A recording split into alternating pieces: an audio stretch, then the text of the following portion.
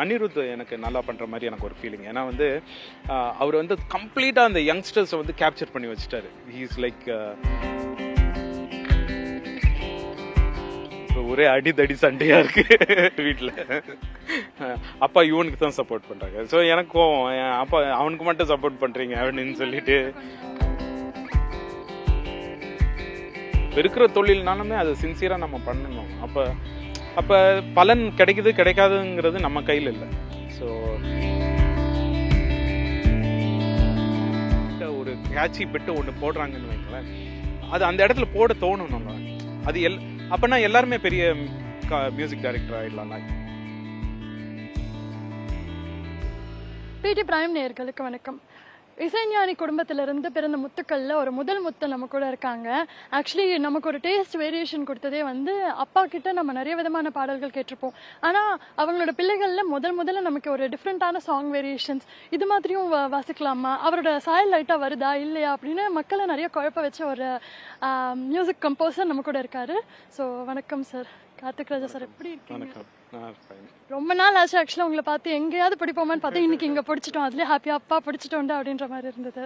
So இப்போ இங்க நம்ம திருவண்ணாமலையில சந்திச்சதுனாலேயே உங்ககிட்ட இந்த கொஸ்டின் நான் கண்டிப்பா வைக்க வேண்டியதா இருக்கு. நீங்க ஸ்பிரிச்சுவல் தானா? ஏன்னா ஃபேமிலியில ஸ்பிரிச்சுவல் பத்தி நாங்க நிறையவே நியூஸஸ் கேட்டிருப்போம். நீங்க ஸ்பிரிச்சுவலான பர்சன் தானா?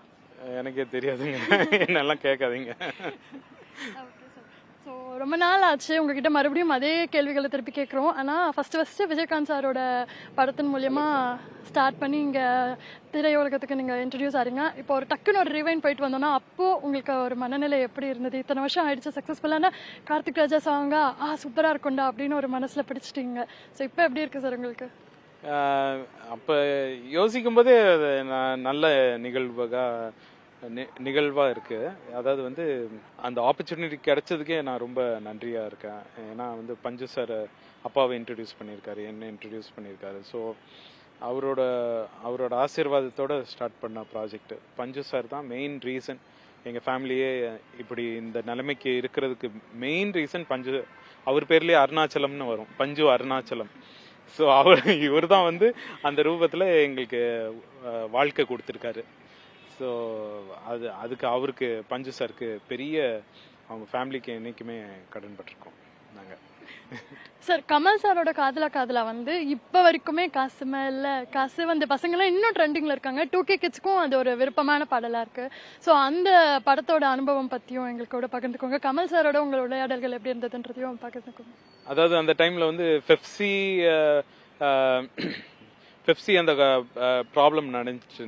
2 கவுன்சிலுக்கு வந்து ப்ராப்ளம் நடந்துச்சு. ஸோ கமல் சார் வந்து யாரை போட்டால் இந்த படத்தில் ப்ராப்ளம் வராது, ஏன்னா வந்து சில பேர் வந்து இந்த சைடு இருக்காங்க, சில பேர் அந்த சைடு இருக்காங்க. யார் நியூட்ரலாக இருக்காங்கன்னா அப்பா தான். அப்பா வேற எதுலேயோ பிஸியாக இருந்தாங்க. சரி கார்த்திகை போட்டுடலான்னு சொல்லிட்டு என்ன சூஸ் பண்ணாங்க. அப்படி தான் இந்த சான்ஸ் எனக்கு வந்துச்சு.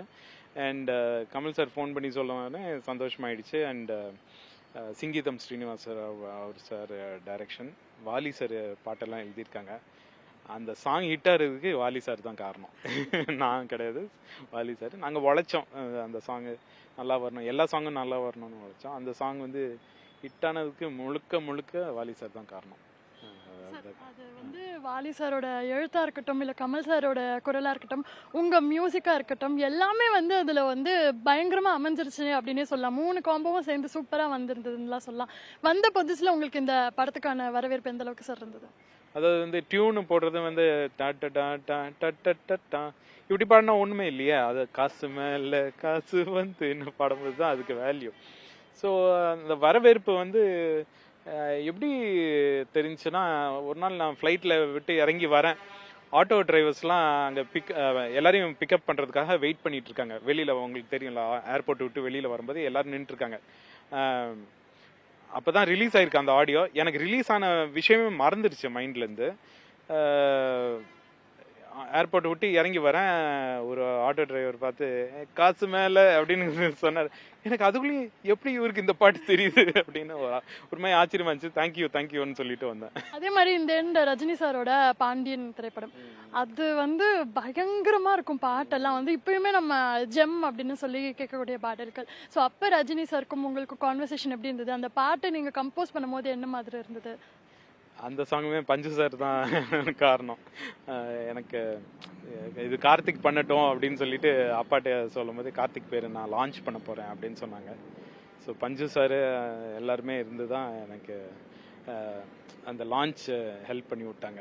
ஸோ அங்கேயுமே பஞ்சு சார் தான் எனக்கு. இன்னொரு இன்டர்வியூல அப்பா வந்து சொல்லியிருப்பாரு, நான் கார்த்திக் கிட்ட கேட்டேன், உனக்கு ரொம்ப ஃபேமஸ் ஆகணுமா இல்ல ரொம்ப சிறப்பான ஒரு மியூசிக் கம்போசர் ஆகணுமா அப்படின்னு கேட்டப்போ எனக்கு யோசிக்காம டக்குன்னு நான் வந்து ரொம்ப நல்ல ஒரு மியூசிக் கம்போசர் தான் ஆகணும் அப்படின்னு சொன்னான்ட்டு அப்பா வந்து ஒரு இன்டர்வியூல சொல்லியிருப்பாரு. அது அந்த செகண்ட்ல யோசிக்க தோணுனதுக்கான காரணம் என்ன sir? C fame and money எப்போ வேணாலும் ஒரு டைம் வரும், ஒரு டைம் போகும். ஒரு நிரந்தரம் இல்லாத ஒரு இது தானே. பட் அதெல்லாம் சின்ன வயசுல யோசிக்கல. எனக்கு ஃபர்ஸ்ட் மியூசிக் கத்துக்கணும் அப்படின்னு தோணுச்சு. அப்பா கேட்கும்போது சரி இப்ப கத்துக்கலாம், அப்புறம் நம்மளுக்கு ஃபேமஸ் ஆகணுங்கிறது தான் டார்கெட்டு. ஸோ நான் வந்து அதை ஃபர்ஸ்ட் தெரிஞ்சுக்கணும்ல விஷயம். நம்ம இந்த தொழிலை நம்ம பண்றோம், ஒரு இப்போ இருக்கிற தொழில்னாலுமே அதை சின்சியரா நம்ம பண்ணணும். அப்ப பலன் கிடைக்குது கிடைக்காதுங்கிறது நம்ம கையில் இல்லை. ஸோ நம்ம அதை சின்சியராக பண்ணிட்டு நம்மளுக்கு ஒரு நிம்மதியாக இருக்கும். ஓ நல்லா பண்ணியிருக்கோம், அது ஹிட்டாக அதுக்கு காரணங்கள் நிறையா இருக்கலாம். கரெக்டான டைமில் ரிலீஸ் ஆகும்போது இப்போ பொலிட்டிக்கல் ப்ராப்ளம் ஏதாவது இருக்கலாம், இல்லை கிளைமேட் மழை பெஞ்சு மக்கள் தேட்டருக்கு வரலன்னா என்ன பண்ண முடியும், ஹிட் ஆகாது. ஸோ அந்த மாதிரி விஷயங்கள் இருக்கும். அப்புறம் லேட்டராக 10 வருஷத்துக்கு அப்புறம் ஆடியன்ஸ் அந்த சாங்கை கேட்டுட்டு ஓ இது பாட்டு நல்லா இருக்கே அப்பயே போட்டிருக்காரு அப்படின்னு. ஆனால் அந்த டைமில் வந்து ஏதாவது ஒரு காரணத்தினால அது தெரியாமல் இருந்திருக்கலாம். சார் இப்பயுமே 2K கிட்ஸ்லாம் வந்து ரகசியமா இருக்கட்டும் நிறைய பாடல்கள் வந்து எடுத்து அவங்க ஸ்டேட்டஸ்ல வைக்கிறத பாக்குறோம். ஸோ அது நீங்க என்னைக்காவது நோட்டீஸ் பண்ணிருக்கீங்களா சார்? இப்ப இருக்க ஜென்ரேஷனும் அந்த பாடல்களை இன்னும் அதே மாதிரி ஃப்ரெஷ்ஷா கொண்டாடுறாங்கன்னும் போது உங்களுக்கு ஒரு படைப்பாளர் அது எப்படி தோன்றுது? அவங்க மேலதான் மரியாதை வருது எனக்கு. என் பாட்டை எடுத்து அவங்க வைக்கும்போது ஐ ரெஸ்பெக்ட் தட். ஏன்னா வந்து அது அந்த அளவுக்கு நம்மளை ஆனர் பண்றாங்க. ஸோ அவங்க மனசு இன்னும் பெருசு. ஒருத்தரை வந்து பாராட்டுறாங்கன்னா அவங்க பாராட்டுறவங்க தான் இன்னும் ஜாஸ்தி பெரியவங்க. ஸோ என்னை பொறுத்த வரைக்கும் அவங்கெல்லாம் ரொம்ப என் லைஃப்ல சிறந்த பீப்புள். அப்பாவோட பாடல்கள் தான் வந்து எங்க எல்லாருக்கும் வந்து மனசாத்துற ஒரு விஷயம் அப்படின்னு நாங்களாம் சொல்லுவோம். ஏன்னா நைட்ல அப்பாவோட பாடல்களை ஹெட்ஃபோன்ஸ்ல போட்டு கேட்டுட்டு அப்பலேருந்து வந்து நாங்க எப்பவுமே வந்து நைட்டா இருக்கட்டும் இல்ல ஒரு டிராவலா இருக்கட்டும் அதான் எங்களுக்கு வந்து ஒரு மூட் என்ஹான்ஸ் பண்ற மாதிரி ஒரு பாடல்கள். நீங்க டீனேஜர்ஸா இருக்கும் போதும் அப்பா பாடல்கள் நிறைய வந்திருக்கும். அந்த டைம்ல நான் இந்த பாட்டை ரொம்ப விரும்பி கேட்பேன் அப்படின்ற மாதிரி பாடல் ஏதாவது இருக்கா? நாங்கெல்லாம் இங்கிலீஷ் பாட்டு தான் வீட்டில் இங்கிலீஷ் பாட்டு தான் நிறைய கேட்போம். அப்பாவும் அம்மாவும் வந்து காலையில பால் மாரியான்னு ஒரு கம்போசர் இருந்தாரு, அவர் கூட போய் அப்பாவை மீட் பண்ணியிருக்காங்க பிரான்ஸ்ல. அவர் ஒரு பிரெஞ்சு கம்போசர் பால் மாரியா. ஸோ அவரு கூட நிறைய ஷோஸ் அவருக்கு ஹாங்காங்ல கூப்பிட்டுருக்காரு அப்பாவை. ஹாங்காங்ல கூப்பிட்டு ஸ்டேஜ்ல இன்ட்ரடியூஸ் பண்ணியிருக்காரு அப்பாவை. This is a great music composer from India அப்படின்னு சொல்லிடலாம். ஸோ அந்த மாதிரி அவரோட சாங்ஸை கேட்போம். அப்பாவோட சாங்லாம் அந்த அப்பா என்ன பண்ணுவாங்க, அப்பெல்லாம் கேசட் தானே, கேசட்ல வந்து எழுதியிருக்கோம். இந்த கோழி கூவுதுல ஒரு சாங் என்ன தண்ணியில அக்கம் பக்கம் சுத்தி பார்த்து ஏன் இந்த லைன் எனக்கு ஞாபகம் வருதுன்னா, நாங்க இப்படி ஆக்ஷன்லாம் பண்ணுவோம், அக்கம் பக்கம் சுத்தி பார்த்து தலைக்கு மேல தண்ணி ஊத்து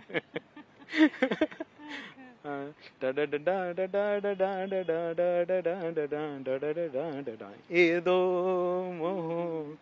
ஏதோ தாகம், அதெல்லாம் கேசட்ல கேட்ட ஞாபகம் இருக்கு. அந்த அக்கம் பக்கம் சுத்தி பார்த்து வந்துச்சுன்னா எங்களுக்கு ரொம்ப குஷி ஆயிடும். நாங்கெல்லாம் ஆக்ஷன் பண்ணுவோம், அப்படி சுத்தி பார்த்து தலைக்கு மேல தண்ணி ஊத்து.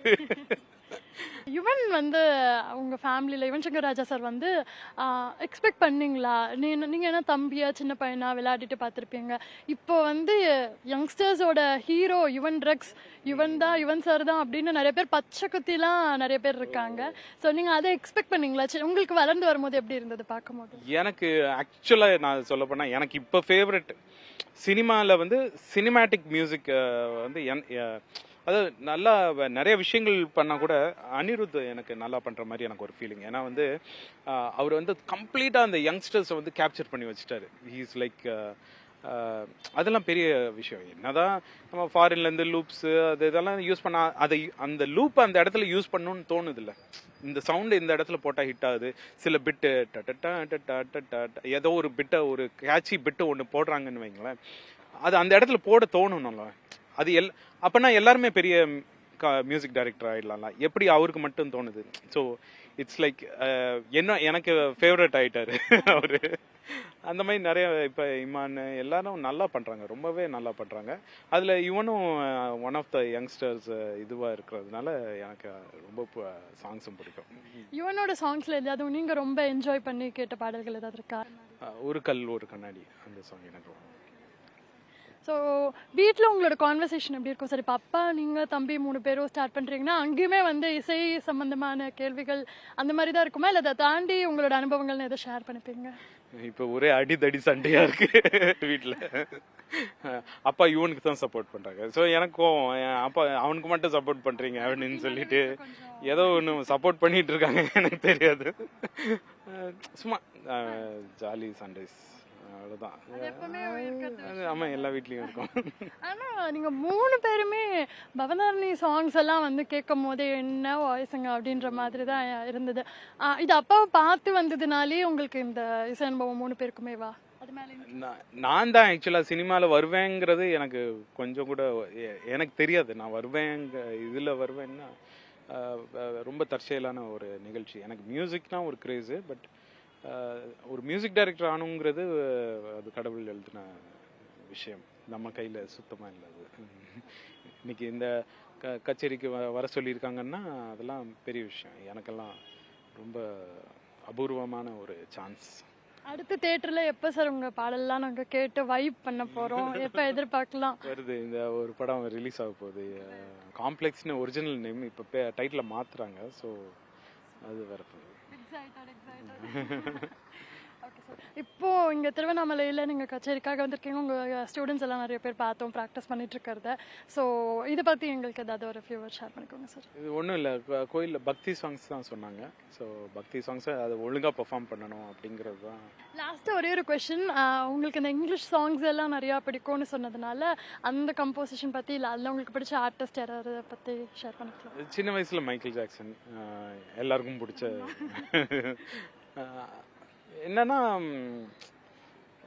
அவுட் ஆஃப் த பாக்ஸாக இருக்கும் எல்லாமே. எல்லாமே கம்யூனிட்டியே வேற ஒரு ஸ்டைலில் போயிட்டு இருக்கும்போதே அவங்களே வெளியிலேருந்து விஷயங்கள் எடுத்தா கூட அதை மாற்றி, இப்போ அனிருத் மாதிரி அதை வேற பரிமாணத்தில் நம்மள்கிட்ட கொடுக்கும்போதே ரொம்ப இன்ட்ரெஸ்டிங்காக இருக்கும் அதை கேட்கறதுக்கு. ஸோ அதனால தான் அதை ரிங் டோனாக வச்சுக்கிறாங்க, இதுவா காலர் டியூனாக வச்சுக்கிறாங்க. அப்படி வச்சாலே வந்து அது வந்து பெரிய விஷயம் இல்லை. ஸோ இங்கிலீஷ் சாங்ஸில் எனக்கு அந்த கேட்சினஸ் ரொம்ப பிடிக்கும். தேங்க்யூ.